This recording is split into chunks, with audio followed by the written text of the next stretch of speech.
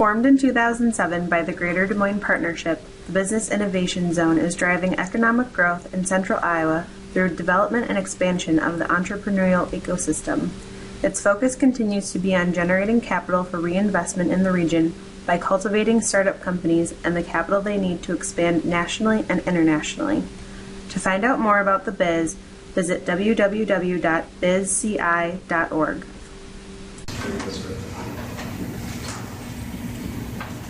Hey Marco, how's it going? It's going all right, Lynn. How you doing? Just catching up a little bit. Hey man, hey, did you see that video of the meteor that exploded over Russia? Yeah, I was watching TMZ. Thinking about that. Really cool. Yeah. Yeah, so I was just in the morning news meeting and we got nothing for the front page. We got For nothing. tomorrow something? We got nothing. So I was wondering if you could make some calls on that. Do you know any startups that are developing anti-meteorite technology? I don't think so. Somebody's got to be building an app. Call up. So if a meteorite exploded over Iowa, how would it affect businesses?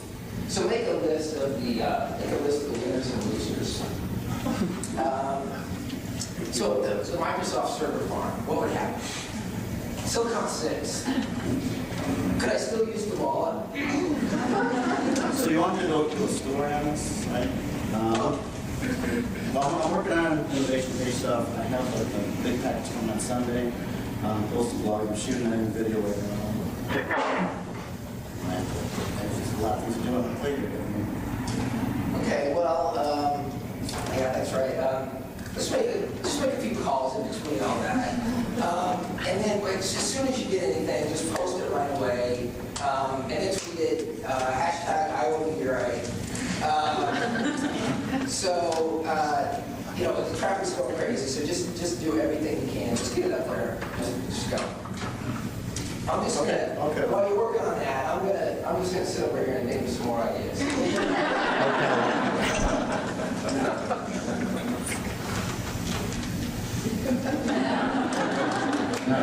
Dance.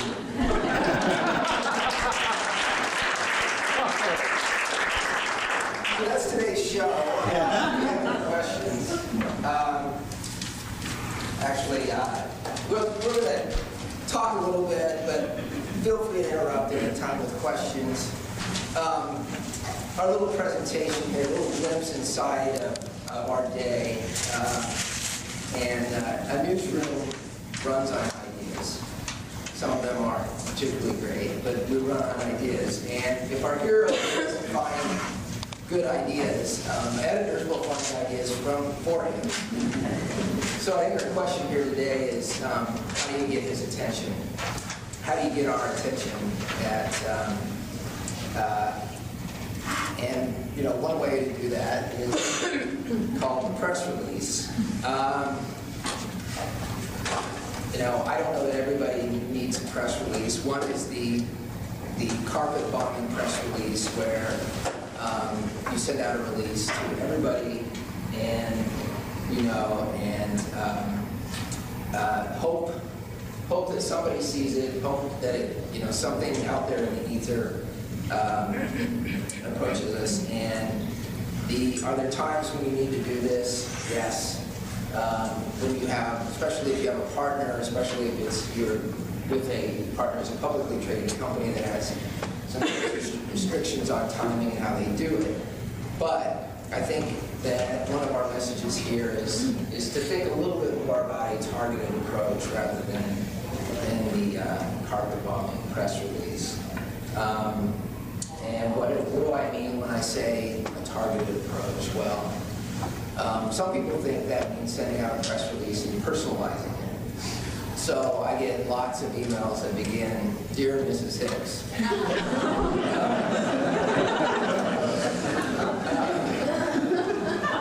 So what I think when I say targeted, it means knowing the media that you're sending out to, and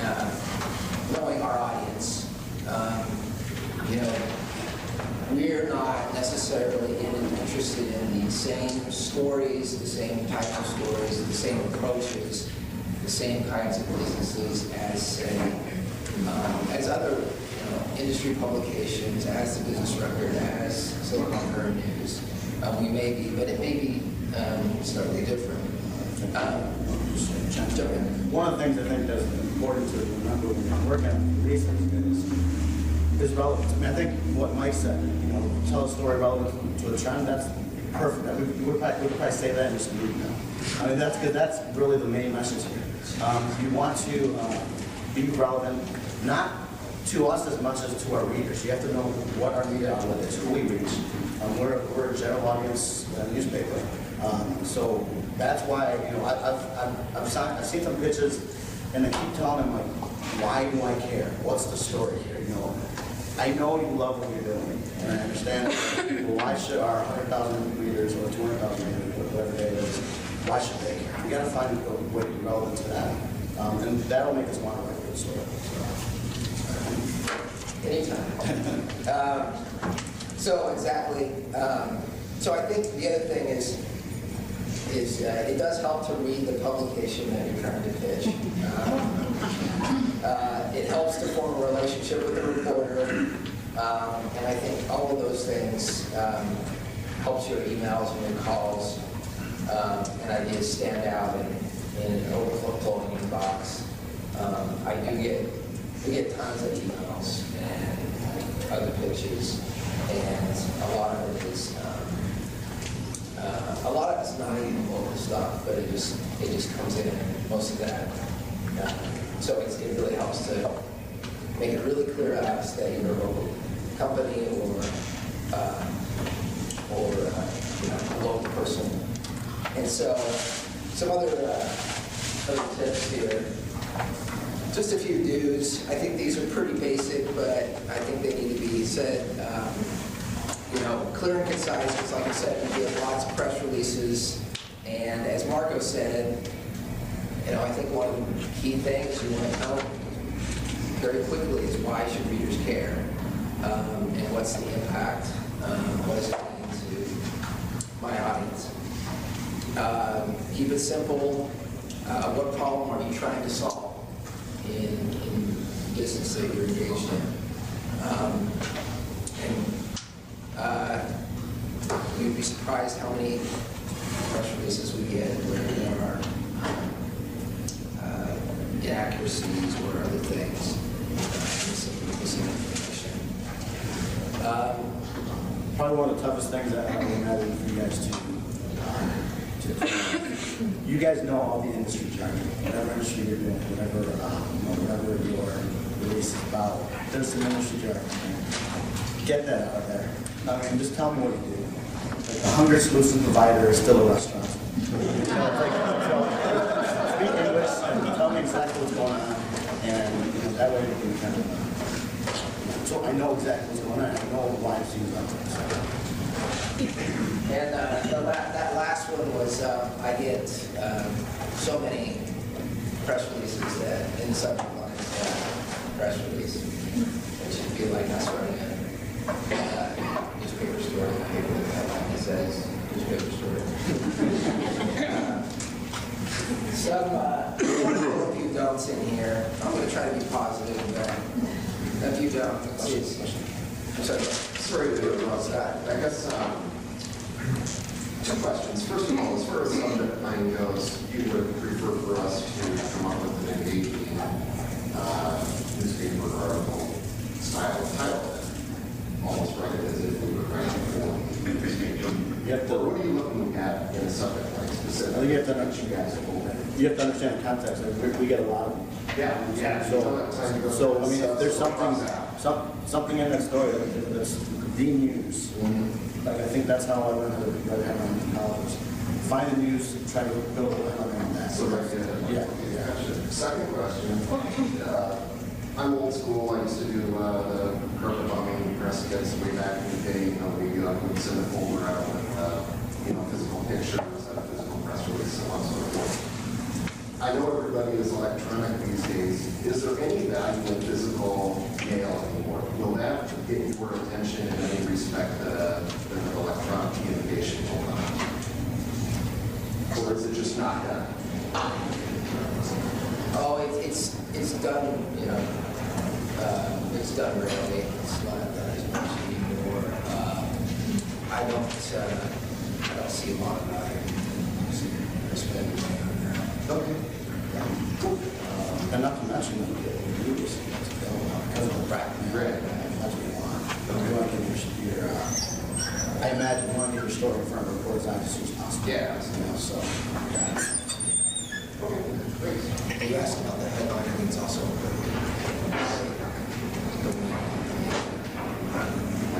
because so many we have so many national press releases that almost besides that.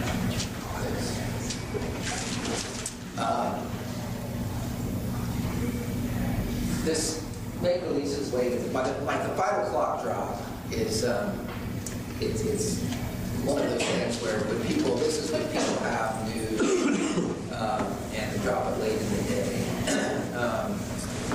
It's the worst. I think that some of the constraints we're under, that really does limit our ability to tell the story as well as your ability to get it out there in a prominent way. But this happens, still happens a lot. And I know that with some companies there are certain restrictions about when things can be released. You know, people work with us all the time, give us a heads up. You know, just let you know that this announcement is going to be made today. And that is a huge challenge. I think the bottom line with that right there, and I think it goes to pretty much any of the tips that we're giving guys. I want to write a great story. I want to be able to tell this story and make it engaging for my readers. What I'm getting out of it, you know, my readers are enjoying it, and they're reading it. You guys are getting some, you know, publicity out of it, that's fine. And even if there's a negative story, you still want a well-written story that's telling your readers. I think that's one of the most important reasons you don't want to give it to us at 4 or 5 o'clock. We don't have time to call our sources that we have that might be able to chime in and get some context of whatever happened. So, yeah, the earlier we get the maps out, the better off the story can come down. That's the anybody from both parties. And we, you know, the same thing, whether it happens at 5 o'clock or earlier, you know, it's just often we're getting these releases where people will send out the release, but they, you know, rarely is all the information that you contain in the release. And so making someone available to talk is important. And then, you know, releasing the news, but then saying, you know, you can't, no one's available, executives or whatever. So that's just a couple of frustrations that we face. Is there anything else that you want to talk about that's going to catch your attention? Yeah, when it comes to like, press releases or even emails, you know, like I said earlier, I like a good story. I like to be able to tell a good story. So in the release, you know, the more kind of information you can give, the more detail you can give, the better off, or the better I'll be able to make a decision whether it's a good story or not. If you tell me, you know, X does Y, and here's a quote from X, you know, that tells me nothing. I don't know if I want that. If you tell me X does Y and then gives context, and then give you know, reason this is a good thing for the greater population, something like that. You know, I'm just I don't know the exact questions, but the more detail you give me, the better off I think you'll be as far as, you know, being able to connect with me. And I'll reach out and, you know, talk it through a little more, and you know, again, make sure contact is available on there. But the details are what I want. That way I won't get what I'm getting into. So there's a company called, I'm not sure if you guys are familiar with this tech, which is out in Cedar Falls. What they do is they pretty much make the back end of you know, hardware systems or software systems that get off highway vehicles like construction, environmental. I don't care about that. I care about farm or construction. So if they send me a release and they can get me in contact with a farmer that's using their equipment, that gives me the human element. And that's what I'm looking for when I'm looking for a good story. I can write something short saying, here's the new technology they're coming out with, and here's the CEO saying how much he wants it. Because he wouldn't say anything, you know, it's very objective. But the story I want to write is, here's a farmer who's changed the way of doing things. And is now up in his production because of these systems. Or that kind of thing. The human element is what I want in our releases, or releases I get. And it's very few and far between the ones that do have that. Yeah. Tell us a little bit about who your readers are, maybe a little bit about the internet versus print, and your stories ever get picked up? Your stories ever get picked up, like we see, you know, with the Associated Press, for example, do they get? Well, Talk about how that works. okay.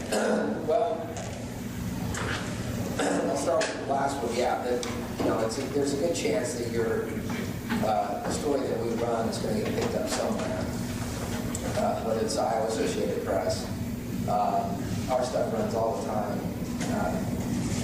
You know, we're part of Gannett, as you know, and they are looking for our stories all the time. So I think it's probably seen some of our companies that feature the USA Today on their website or whatever. So that's just a matter of, you know, are they necessarily interested in a story about, you know, a certain Iowa company or product? Maybe not, but they're looking, as Mike discussed earlier, they're looking for, you know, is this part of the trend? And so those kinds of stories they have a lot of legs. And talking to that a little bit, I forgot when a couple months ago I wrote a story, and it was about a local kid, and I topped it with the local bank and all that stuff. It was rewritten, repackaged, put on USA Today, but it led with the trend, which was the Kickstarter, right? Which is what brought me the story. So it did run on USA Today's website as a trend story on crowdfunding and that kind of thing. So that's exactly how it works. I mean, we have a role playing. If they see something that's interesting, they'll pick it up and they'll post it, and you get a lot more eyes on your story. So.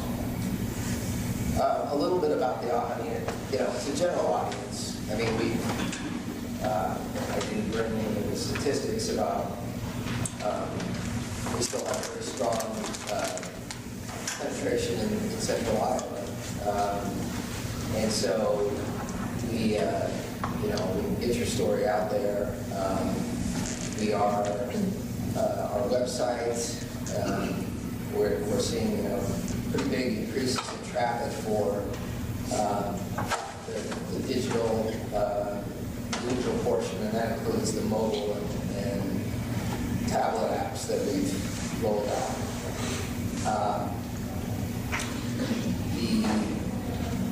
I think the latest, we typically are about 55 to 60% of our online readership is within the state of Iowa, so you know there's a fairly significant readership that goes beyond.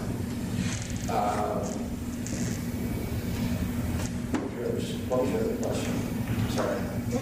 Just the demographic. Who would be your prototypical? There were 2 or 3 readers. Is it a 40-age suburban house mom? Is it a 65-year-old retired man? Well, I'll tell you how do they? The big growth areas that I mean, it's no secret that our you know, newspaper readership is older, and that you know, the digital readership is growing on the younger audiences, but across the board as well. But you know, some of our big growth areas of readership are young professionals, the sort of areas around Des Moines, I guess the suburban, and you know, we still have a strong boomer and readership as well. So the 20-somethingers, for example, they typically they're not going to buy print. They're going to they might be using your website for their. That's a general industry term. I mean, Yeah, I think that's general industry. I mean, I couldn't tell you what our latest, breakdown on that. Yeah.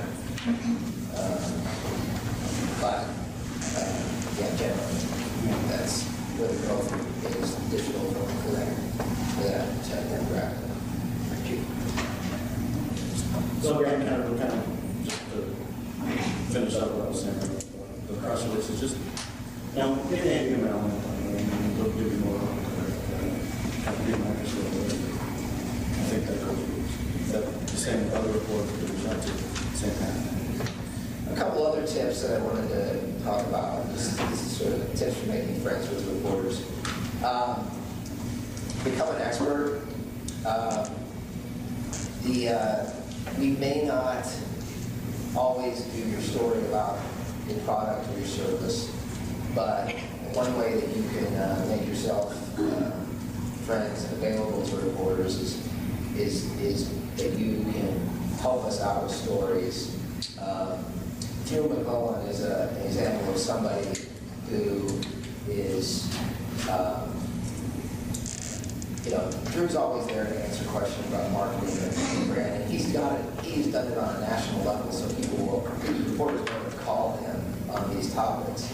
And, these are people, return calls quickly with reporters, kind of set yourself out, whether it's, like, if we're working on a market may be working on a story about the latest iPhone release, and it helps to know who locally, is an expert in those sorts of areas and can help us with those stories. So I think that you do yourself a favor and start becoming an expert and helping us find that information. Of course, the best sources will say when they don't know and help us point. And we appreciate that well when they do help us point out people who can help us with the story. The other thing is just to kind of be helpful. There are a lot of companies or sources out there that will only participate in our stories on their terms. And, we may call you on stories about the meteorite. More likely it might be about, Marco was calling people a few weeks ago when the flu hit the company so hard. There's a lot of absenteeism. It could be a story, a weather story. It could be a story about sequester, the fiscal cliff, or a new technology story or something like that. But there may be a bigger trend story, maybe a trend, this is all the time. It's sort of like what's in the news. Sheryl Sandberg's new book.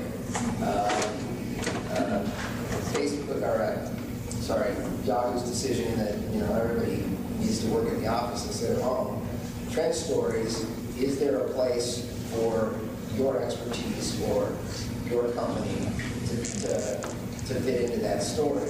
And that is another way to help us as well as to get your name out there. There are some PR firms, mostly from Silicon Valley, that send out those kind of press releases. I like the press releases when they say, this is going on, you're an expert in this field. Those are good too. Oftentimes it's from California, so I don't really follow up usually on it. But if I had a local person saying, this is the news, if you need to comment, feel free to give us a call. That's good, because not only does that start a relationship, but that also gives me the context of what do you give my contacts. So kind of top of mind, when something else happens, and then that kind of helps you get. It helps us, again, going back to it helps us out because it gives us more perspective on a story, and that's what we want to write a good story. But at the same time, when I say, when I go up down Shane, I'm going to say from a better life that there's this company. There's kind of the deal. Yeah, that story is not going to be about better life more than they do, but I'm not just going to put better life and not explain what it is, to get context and read it again. So it's important, I think, to talk about, why we're here today. It's important to build a relationship with reporters for that reason. And yeah, we benefit out of it because we have resources and we have better stories, but I'm realistic about it. There's another side to it too. Moving on, I wanted to go into, so we've been attracted our attention, and so how do you work with this from then on out? So when we tell your story, one of the few of the things that we suggest is tell us about you. Your story is as important as the product, and I think just as investors bet on the jockey more so than the horse, we want to know about you, what drives you, your experience, your founding story. And I think that when we do this larger narrative about what's going on with innovation in Iowa, it's important to know who are the people behind it and how you do what you do. Be patient with us as we try to understand both the technology or your business model. I have to understand it enough to explain it to my father and grandmother and other people who may not be as savvy in business or technology. That's actually one of the questions that sometimes I just am not understanding these things that are exactly talking about. And I'll tell them, okay, how would you tell me about this? And invariably it comes out, and that's exactly what I was looking for. I was looking for a way to explain it so I can explain to the readers who are grandmothers, we have a very genuine audience. So that's the most important thing, I think, is to make it. You can't explain it to me. How am I going to explain it to readers?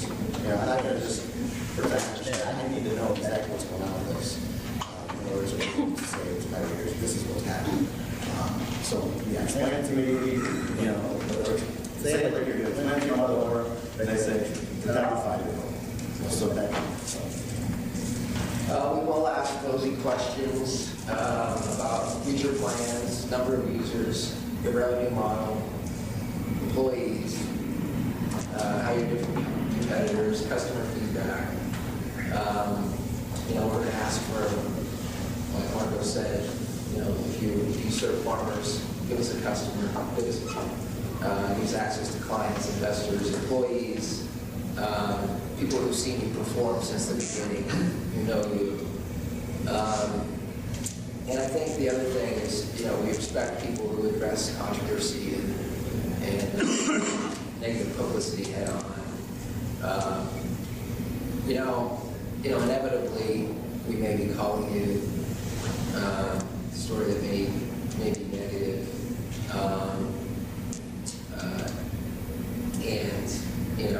We respect and appreciate people who are willing to talk to us, even if you have to say, if you return our calls and we say, listen, this is why we can't go on record and talk about this right now.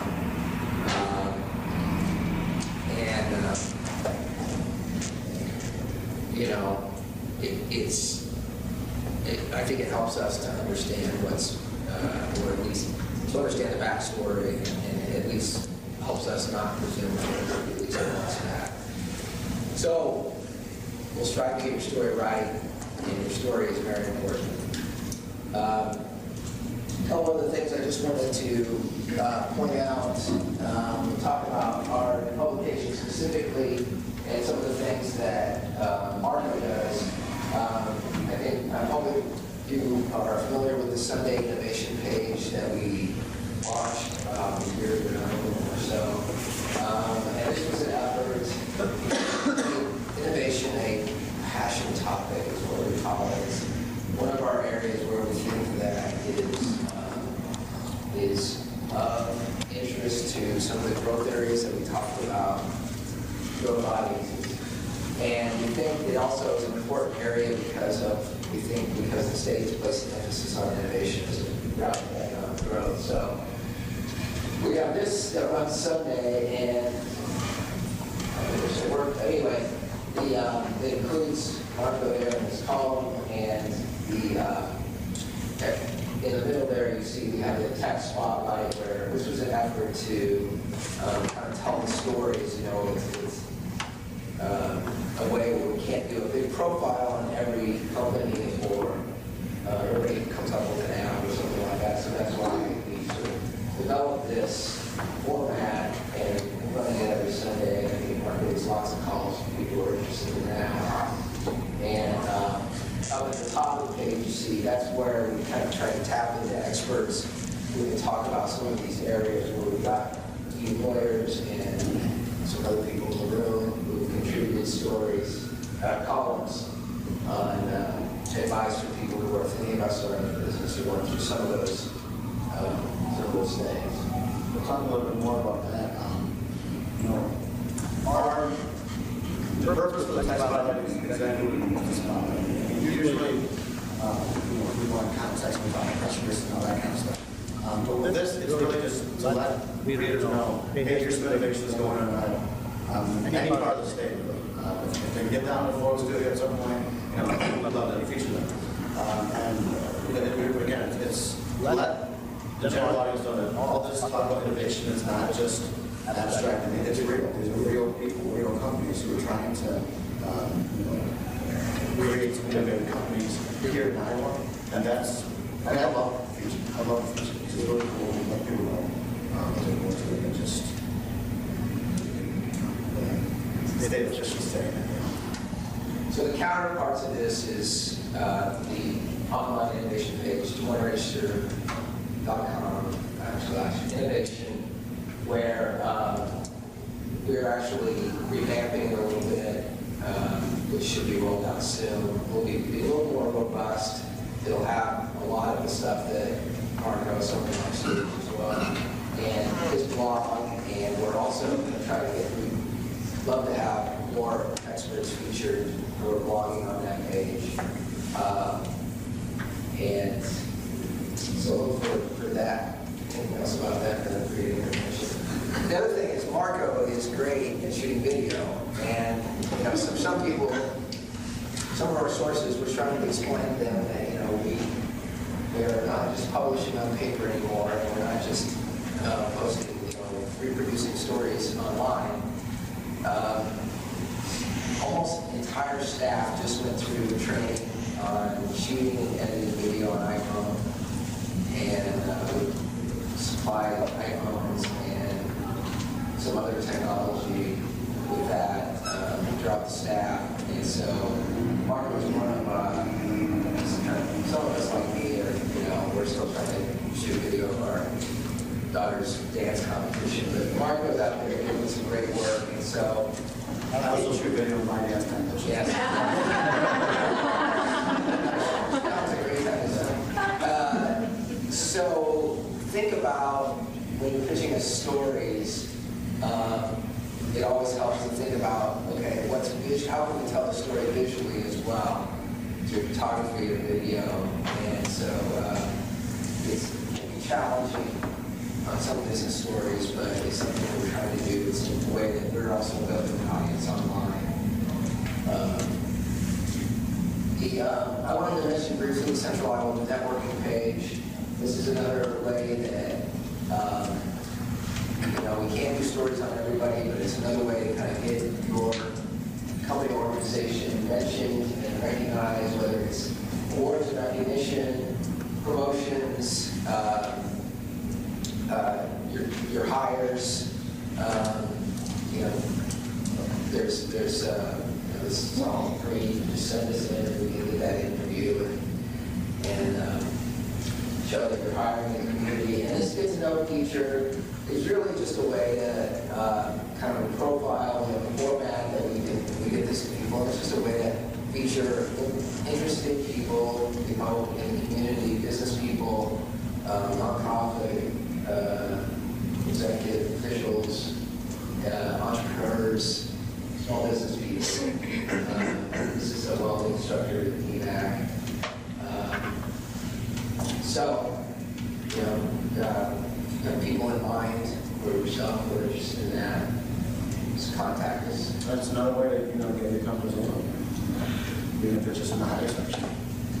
And it's really easy to contact us. And then that top email, business@dmreg.com, is sort of our general one.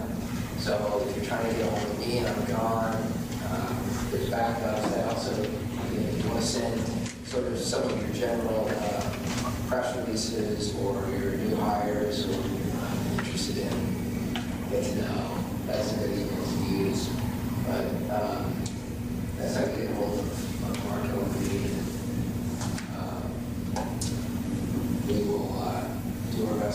to as soon as possible. I think. Glenn, you mentioned the trends that are on the horizon. What do you guys see that's out there that's going to be noteworthy or newsworthy for you guys in the future? Well, Mike mentioned the big one already, and I think we'll probably have a story in tomorrow's paper about just the fact that the tightening labor market, and I think, we've seen that demographic storm coming for a long time in Iowa, but now with the economy that you cover, I think we're going to have to, we'll be continuing to explore that and, that impact on businesses and economic development in the area. I think, I mentioned that innovation is going to continue to be a big part of that. I think that we've seen, one of the reasons we started this was because there was a lot of activity and excitement, and I don't know. It's be interesting to watch as that matures, I guess, and see where we go from here. And I think that's. Well, this state particularly, a lot of biotech I don't see Tay, but I know Tay and I have talked, and Christian as well, with sort of city about just a lot of biotech coming up and this technology being used in companies across the state just trying to solve these very, very important things, and it's starting to come together. You mentioned biotech. I'm frustrated. I'm with a company up in Ames. We make scientific instruments for analyzing DNA and RNA. And I'm frustrated with trying to connect the dots with what we do back here to the state of Iowa, because we have very, very few customers in the state that use our instruments.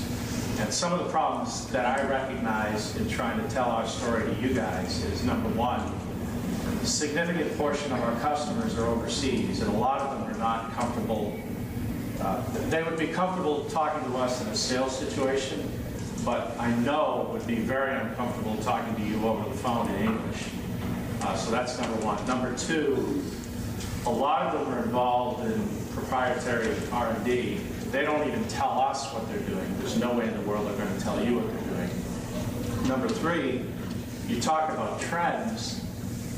We see the trends. The trends are exciting, but I mean, they're so scientific and technical in nature that I know right off the bat it's not going to connect with your typical reader.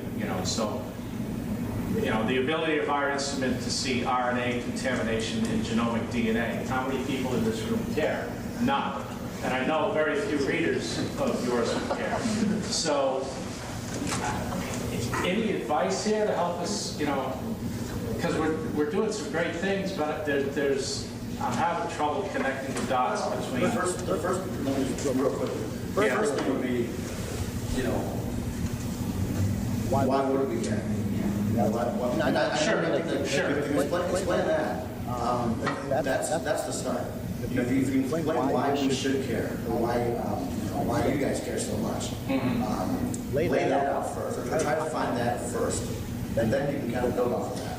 Now, I'm not an expert on what you just said. Well, welcome to the club. But the goal is that I hear about something new. The goal is to understand why I can, right? Right. We can't read this. So the first step is to figure out why we should care. The second step is to figure out how you can kind of make the reporter, not necessarily a reporter, a pseudo expert on it. When you can speak intelligently to it. I think those are the first two things. Well, I was going to say, you're right, it's a challenge. And I think I'm going to dodge a question and tell you that I'm going to have hot two away from you, because Aaron works for Kevin, and I think Kevin is an amazing company. They don't make anything that a customer sees, or a reader at the register sees. Yeah. But they are in this, they do all these amazing things, and they have figured out a way to calculate how their products touch how many million people? 1.7. 1.7 million people Every day. Every day. And so, they are in so many different products and there are so many things, but you don't see them on the store shelf. And so I think that it's not easy, but there's a way to do it. I have a couple questions that are just a little bit more technical in nature. Number one, I have a press release that I want to pitch to you guys. Who has the power? The editor or the writer? Who am I talking to first? Or am I talking to both of you guys? Well, number one, it helps to know, I think that it's probably best to know the publication, to know, all right, who writes about my company organization, first of all, that's what that means. And it's best to pitch them. And then, I think that we're getting results in trying to filter through everything. I kind of sort of tongue chisel, but the truth is, I mean, he's the editor of the section, so every single kind of beats, he has to oversee that, and he has a lot of things in his place. So I just take notes. So I recommend just shoot it to the reporter. So if you go to the reporter, so it used to be, we had a press message and some people within the same organization that we would have the same press. And if you don't, like I said, if you don't know, Yeah, you're sure, right? The next question is how do I develop a process that how do I know which reporter to approach? Where can I find it? Do I just go to the paper? yeah, I mean, we don't necessarily have a list on our website saying specifically who covers what, but I think if you look at the business section, you can go online, you can see the blogs and get a pretty good idea. There's reporters who have, whoever at the, but again, if you want to just, the business at dmreg.com and say, what should go to. We get like all the reporters get that response. Like I'll something and I was just then we'll know for it, and then we'll know for it.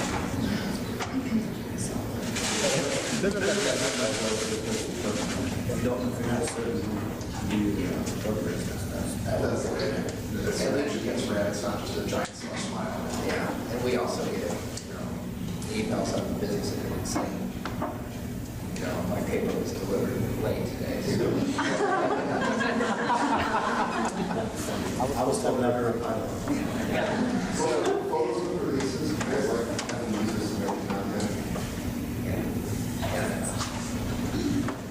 How do you guys measure the success of the story? You told us to think about what's in it for you. Are you guys looking for subscribers, or are you looking to expand your base to get more advertisers? Can you tell us a little bit about how your business works and what metrics do you guys use to measure the success of the story? Yeah. People like us are probably top dog, but that's not going to my head at all.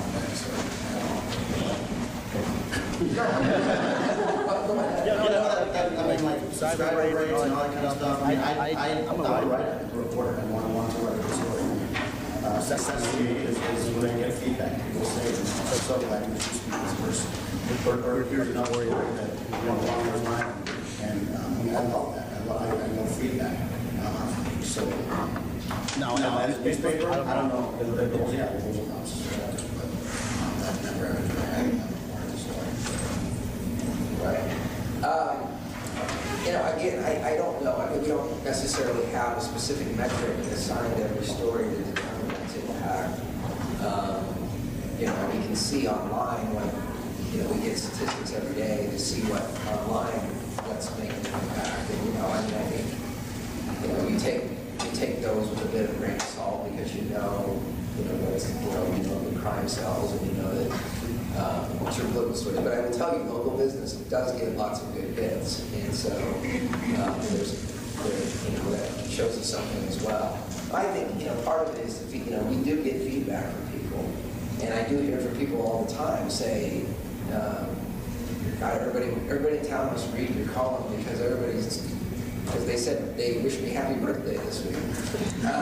Things like that, you know, that kind of feedback, you know, we just got a pretty big national award. We don't do this for awards, but we feel like we're getting some, you know, we're feeling like what we're doing matters. So we're kind of driven by that, by you know, that we're making connections as well, because we hear from people that, you know, that they learn something new about the community because of what our work. Go back there. Yeah, you said you guys don't like it when press releases drop late in the day. Is there a specific time, a specific day? Does it depend on the area of the paper? Well, yeah, I mean, what I'm talking about mostly is something that, a press release that, you know, contains news that we've got to get in the paper right away. And, you know, I'm sitting thinking, okay, this company could have announced this early in the day, but instead they chose to release it, you know, after 4 o'clock, which means I've got to figure out how I'm going to make space in the paper, or, you know, get people, you know, arranged to report the story. So I think, you know, that's what I'm trying to warn against. But, you know, an early heads up is just what I'm looking. You know, that said, in the digital age, you know, we are almost 24 hours, and so, you know, if news breaks, we're going to go and we're going to pursue it, and, you know, and we're going to get it up online, et cetera. So, but that's just my message there. Is just, you know, is there, you know, really a reason why we need to leave the data and not some story? We have time for one more question. Go ahead. If we're trying to get stories in and we're not getting much traction with a certain reporter, or like, do you guys mind if we start shifting chairs and going after a different reporter, or start barking up the chain and sending emails to bosses to figure out why things aren't getting through?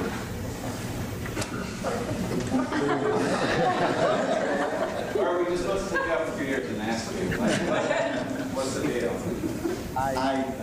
This is just, I don't like it. I see someone go.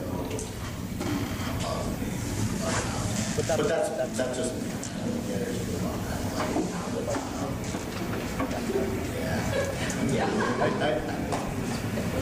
I don't want to go too specific on this.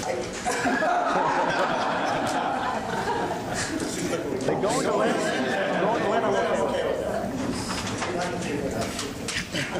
No, This is a question, not a... I think that you, I think that if you're frustrated about not getting a message across, then yeah, you should talk to me.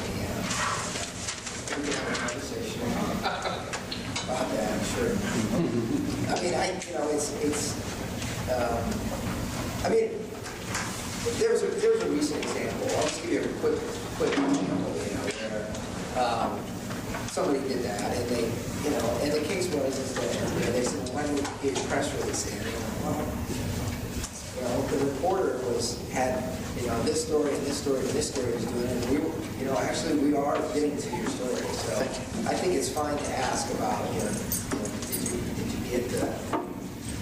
Is there a reason? You know, just tell us that this doesn't, you know, you guys aren't interested, and we're fine. But if you don't get back from us, I think, yeah, you deserve a response. I apologize for the, I apologize. It's 1 o'clock. I can stay. I'll stay around. First of all, I want to thank you all very much.